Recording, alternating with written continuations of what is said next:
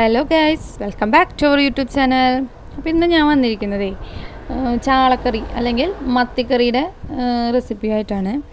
അപ്പോൾ നമ്മൾ 1 കിലോ ആണ് മീൻ എടുത്തിരിക്കുന്നത്. അതിൽ പകുതി നമ്മൾ വറക്കാനും ബാക്കി പകുതിയാണ് നമ്മൾ കറി വയ്ക്കാൻ എടുക്കുന്നത്.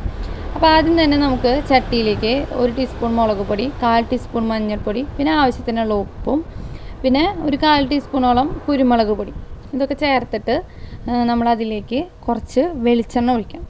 അപ്പോൾ വെളിച്ചെണ്ണ ഒഴിച്ചിട്ട് നമ്മളത് നന്നായി മിക്സ് ചെയ്യണം.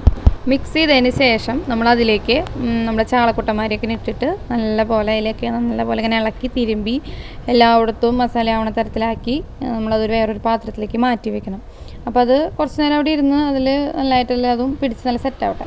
അപ്പോൾ ആ നേരം കൊണ്ട് നമുക്ക് കറിക്കുള്ള പരിപാടി നോക്കാം.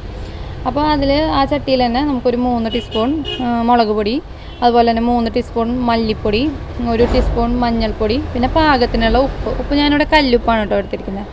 അപ്പോൾ അതെല്ലാം കൂടിയിട്ട് നല്ലൊരു മിക്സ് ആവുന്ന പോലെ എല്ലാ പൊടികളും കൂടി മിക്സ് ആക്കി അതിലേക്ക് നമ്മൾ കുറച്ച് വെളിച്ചെണ്ണ ഒഴിക്കണം.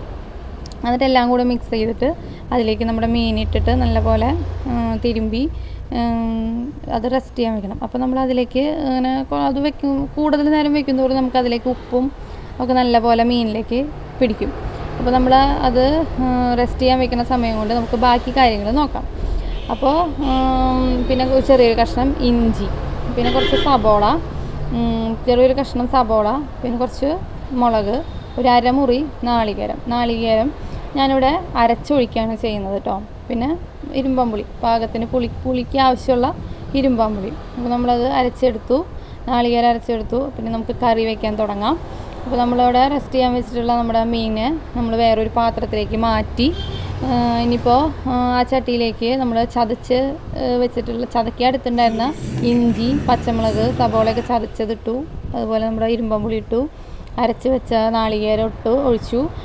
ഇനി അതിലേക്ക് ആവശ്യത്തിനുള്ള വെള്ളം കൂടി ഒഴിച്ചിട്ട് നല്ലപോലെ ഇളക്കി നമ്മളത് അടുപ്പത്ത് വെച്ചു. ഇനി അത് തിളയ്ക്കാനായിട്ട് ഒന്ന് വെയിറ്റ് ചെയ്യുക. തിളച്ചതിന് ശേഷമാണ് നമ്മൾ മീൻകുട്ടന്മാരെ കയ്യിലിടണം കേട്ടോ. അപ്പോൾ കുറച്ച് നേരം അത് തിളയ്ക്കണം. കാരണം അതിലത്തെ പുളി അതിലേക്ക് ഇറങ്ങാൻ വേണ്ടിയിട്ടാണ് കുറച്ച് നേരം നമ്മൾ അതിനിട്ട് തിളപ്പിക്കുന്നത്. തിളച്ച് കഴിഞ്ഞ് കുറച്ച് നേരം 5 മിനിറ്റ് ഒക്കെ തിളച്ച് കഴിയുമ്പോൾ നമ്മളതിലേക്ക് നമ്മുടെ തിരുമ്പി വെച്ചേക്കണ റെസ്റ്റ് ചെയ്യാൻ വെച്ച് നമ്മുടെ മീനില്ലേ, അതിനെ നമ്മളതിലേക്ക് ചേർത്തിട്ട് പതുക്കെ ഒന്ന് ഇളക്കി കൊടുക്കണം. അപ്പോൾ ഈ മീൻ വേവാനായിട്ട് അധികം സമയമൊന്നും വേണ്ട കേട്ടോ. ഒരു 5 മിനിറ്റോളമൊക്കെ മീൻ വെന്താൽ മതിയാവും. ചാളയല്ലേ, അപ്പോൾ വേഗം വേവും. ഒരുപാട് നേരിട്ട് തിളപ്പിച്ച് കഴിഞ്ഞ് കഴിഞ്ഞാൽ മുള്ളു മാത്രമേ ഉണ്ടാവുള്ളൂ, ഇതൊക്കെ ഉടഞ്ഞു പോകും.